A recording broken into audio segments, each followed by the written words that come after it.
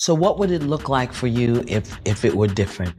If you didn't have that responsibility and if they weren't leaning on you, what would your life look like? What would you be doing? Oh, I would have soared higher. You think so? Absolutely. I feel like I'm angry at everybody in my family. I don't like my family. If they weren't my family, they wouldn't be my friends. Toni Braxton wasn't just the one with the microphone. She was the one carrying her whole family on her back. And now, she's finally speaking up about what people have quietly known for years. She was the one bringing in the money, holding everything together, and it's been draining her both mentally and physically ever since she was young. Toni didn't get the chance to be a kid. She had to step up, perform, earn, and protect, while the rest of the family sat in the front row enjoying the rewards without doing anything. She's done keeping quiet behind that polished image of the Braxton family. There was a lot of mess. They kept hidden jealousy, selfishness, and pressure. Her family relied on her so much, they forgot she had limits to dot now. She's openly calling out Trina and Tawanda for going too far. She says they stole from her and took away whatever piece she had left, all while making her feel like she still wasn't doing enough. That kind of emotional pain can't be fixed with money. While fans were praising the family bond they saw on TV, Toni was struggling behind the scenes, expected to take care of everyone, pay their bills, and still somehow stay strong for all of them. No, the burden on you is the one that made it out.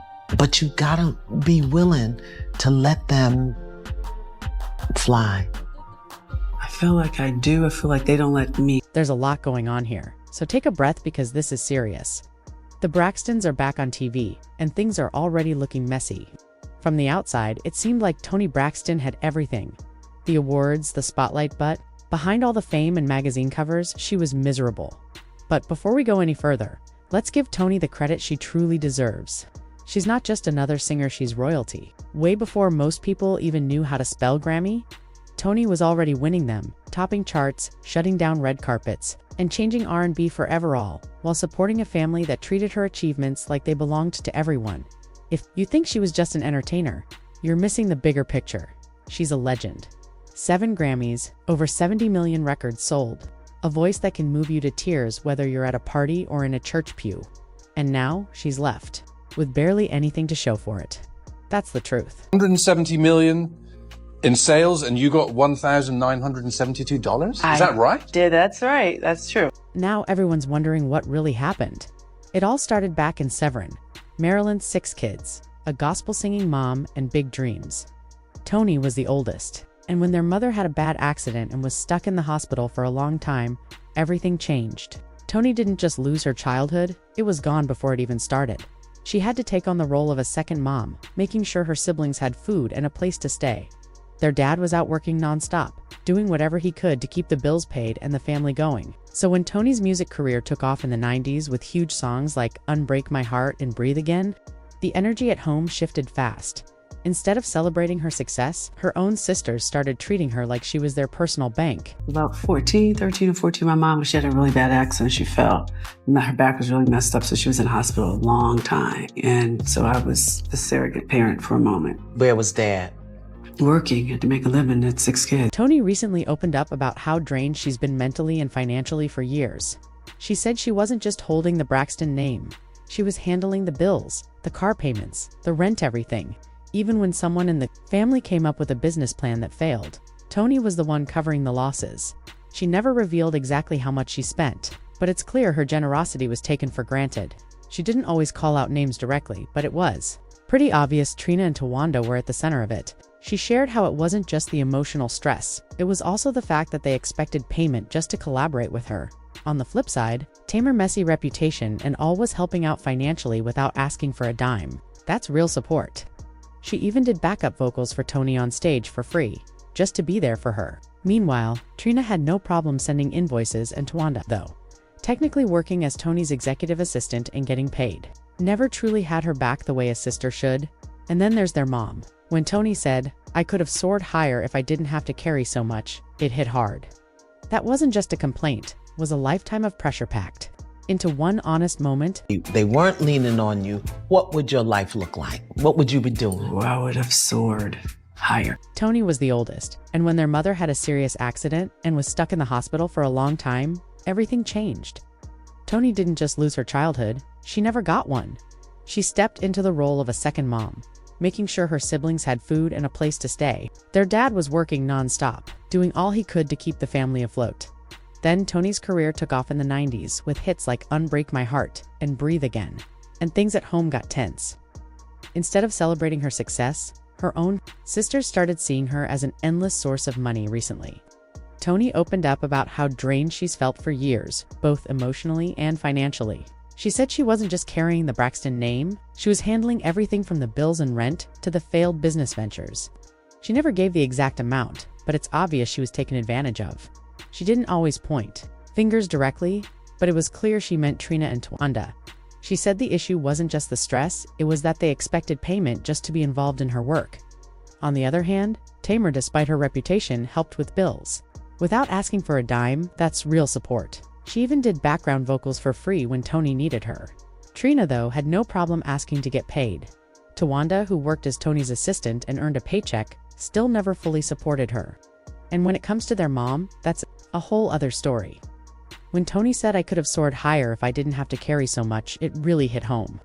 That was honesty straight from the heart. That you were upset about stories that your overspending caused this. Because it would appear, and you can explain to us whatever you want to explain to us, but it would appear that even if you don't believe that you got the percentage that you felt that you got, you still knew that there was a certain amount of money coming in.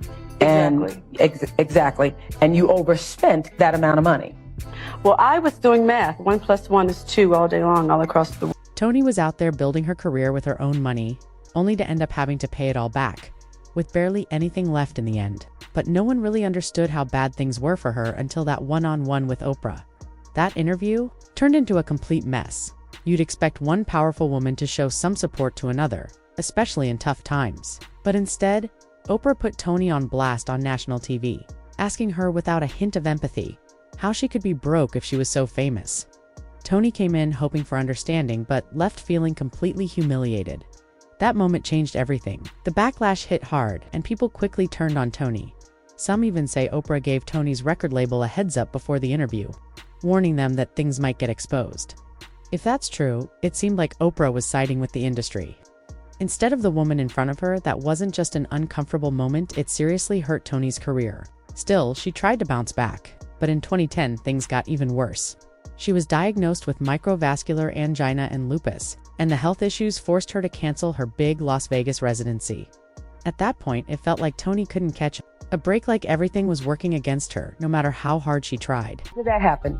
Because I allowed all my finances to become everyone else's finances. That's pretty much how I got here. When that Las Vegas show got canceled, her insurance didn't cover anything.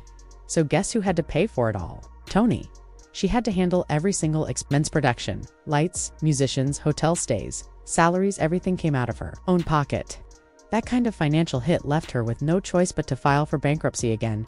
And just when it seemed like things couldn't get worse, the IRS and California's Franchise Tax Board showed up in 2010. They wanted their money, and they weren't playing around. Word spread fast, and court documents backed it up. The IRS knocked on Toni's door before the year even ended. A gossip report claimed the IRS filed its first lien on December 4th, saying Toni owed $340,252.99 in back taxes from 2017. But that wasn't the end of it. Just a few days later, the California Franchise Tax Board came in with another lien for $116,154.64. That pushed her total debt to a massive $456,476. Both the IRS and the state warned her to pay up fast or they'd start taking her assets. It's wild to think that someone still touring, still considered a legend, could end up trapped in debt like this over and over again. None of my siblings have helped me take care of my mother to make sure she was okay, except for Tamar. No one said, This is before Vincent. Before Vince, Mommy's car insurance is due. Let's help Toni with Mommy car insurance. But people close to the situation say it wasn't just the music industry or health problems weighing Toni down. She was also supporting her entire family. That meant bills, emotional pressure, and every kind of responsibility you can think of. And things really blew up when the family's reality show became a hit. Turns out, her sisters weren't happy that Toni and Tamar were making more money. It got so intense that production had to pause filming, and Toni reportedly walked off, saying she was done. Honestly, who could blame her? After everything: fame, sickness, betrayal, public embarrassment, and non-stop family drama, she's still standing, but it's clearly taken a toll. Toni even admitted she was fed up with her sister's actions, saying she was drained. And let's be real, these aren't teenagers we're talking about. These women are in their late 40s and 50s, still arguing like it's high school. But when it comes to money, it seems the Braxton sisters always end up turning against each other. How that show even made it to TV is a mystery, because the chaos behind the scenes is next level. From blocking each other online to calling their own family toxic, things have only gotten worse. Toni is done. That's the word going around. She's had enough of the fighting and the stress, and here's the kicker. Rumor is that none of her sisters showed up to support Tamar's new cooking show premiere, not one of them. Supposedly, a huge argument went down just 2 days before the event. Right after that, Towanda went online and threw shade with a post, saying, "To everyone who distanced themselves from me, kindly stay there." It didn't stop there. Married her longtime partner Shahal after 9 years. And while Toni and Trina were part of the wedding as bridesmaids, Tamar was completely absent. So yeah, it looks like some of the sisters are clearly taking sides now. Matter of respect. I respect where people are. That's just. Is that where I respect where people are. I don't engage. I don't pour into certain types of energy. I make different choices in my life. And that's just where I am. And then there was that uncomfortable moment on their reality show when someone asked Towanda how she felt about not being close to Tamar. Tamar quickly jumped in, saying Towanda didn't care about her at all. She claimed she's always the one reaching out first, and that Towanda only contacts her when the cameras are on. Towanda, as unpredictable as ever, shot back with, "I don't pour into certain vibes anymore." In other words, she's done putting energy into that relationship. She even made it clear her focus now is her home, her kids, and her man. Her man, period. And honestly, even though Towanda always came off as the calm one, it's starting to feel like she's been holding things in for a long time. People are saying the tension between her and Toni goes back years too. Towanda leaned on Toni heavily during her divorce, which most would see as normal sibling support. But now, Toni's attitude is showing she feels more used than appreciated, like she was there for everyone else, but no one was there for her when she needed it. Fans online are going wild, picking sides like it's a full-blown family feud. Some think Towanda has always had an issue with Tamar, while others say it's just plain jealousy. But this isn't just about two sisters, it's affecting the whole family. Even Toni, the one who's always held everything together, is finally stepping away. People are starting to worry that all this stress may be affecting her health again. One person said, "We didn't want the Braxtons back just to see them fighting. We wanted love and unity." Another added, "Sometimes you need space from your family, and they clearly need that space." Someone else commented, "Toni deserves so much more than what she's gotten." And then there was that one comment that really stuck. "It always starts with the parents, especially their mom. She needs to be held accountable." The whole time, everybody has a narrative of, we left Tracy behind. We signed without Tracy. Now, that part is true. We did sign without Tracy. But the fact is this. We signed in August. Tracy was pregnant with little Kevin. Back in the 90s, you could not be a female and be pregnant. But what they said is they want every woman to want to be like you and for every man to want to be with you. That was it. But wait, let's rewind for a minute and talk about Tracy. Because if we're being honest, she was the real heartbreak in the Braxton family story. Before she passed away in 2022, Tracy had already lived through a lot of emotional pain that never fully went away. Remember how she was basically left out of those early music deals because she got pregnant? That wound went deep. She tried to keep smiling, but you could tell she never truly moved past it. And it didn't just affect her career, it also created distance between her and Toni. This wasn't just a typical argument between sisters, it was a deeper kind of hurt. One that kept piling up over the years until it left lasting scars.